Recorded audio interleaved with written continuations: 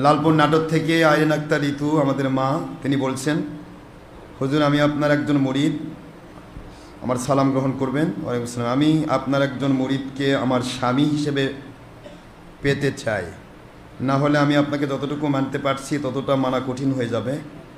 আমার পরিবারের কেউ আপনাকে সেরকম মানে না। এখন আপনি আমাকে বলে দিন হুজুর, আমি আপনার কোনো হক মুরিদকে কিভাবে পাবো, উপায় কি, আমি কিভাবে কি করব, কি করতে হবে?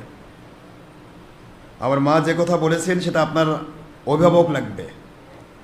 আপনার বাবার মাধ্যমে আপনি আমাদের সাথে যোগাযোগ করুন। আমাদের ছেলে পেলে আল্লাহ পাকের দয়ায় যাদের যে ছেলেরা আমাদের মুরিদ আছে তাদের সাথে সম্পর্ক, কথাবার্তা বা তাদের সাথে দেখা সাক্ষাতের ব্যবস্থা করে দেওয়া হবে। আপনার বাবা অভিভাবক হিসেবে আপনার কোনো অভিভাবক লাগবে যে আমাদের সাথে যোগাযোগ করবে, দরবারের সাথে যোগাযোগ করবে। আমাদের মুরিদদের সাথেই বিবাহ হবে, আমাদের মুরিদ মহিলাদের, ইনশাআল্লাহ।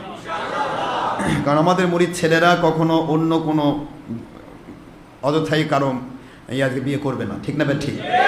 যেহেতু আমাদের বাতিল ফেরকার থেকে ভরে গেছে সারা পৃথিবী।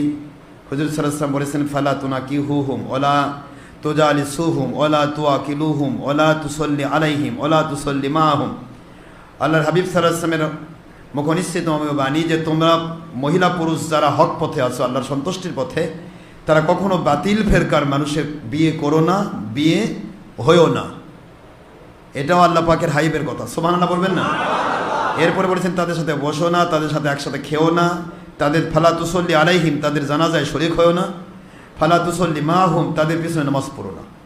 সুতরাং হুজুর সাল্লাল্লাহু আলাইহি ওয়াসাল্লামের ভাষা অনুসারে ইয়াকুম ইয়াহুম, বাতিল ফেরকাকে যেহেতু আমরা বয়কট করেছি আমাদের অন্তর থেকে, সেজন্য আমাদের কোনো মুরিদ কোনো বাতিল ফেরকার মেয়েকে, কোনো ছেলে মুরিদ এবং কোনো মেয়ে মুরিদ কোনো বাতিল ফেরকার পুরুষকে বিয়ে করবে না, ইনশাআল্লাহ। আপনি যোগাযোগ রাখবেন আপনার অভিভাবকের মাধ্যমে, ইনশাআল্লাহ আপনার সেরকম ছেলেতে বিয়ে হয়ে যাবে।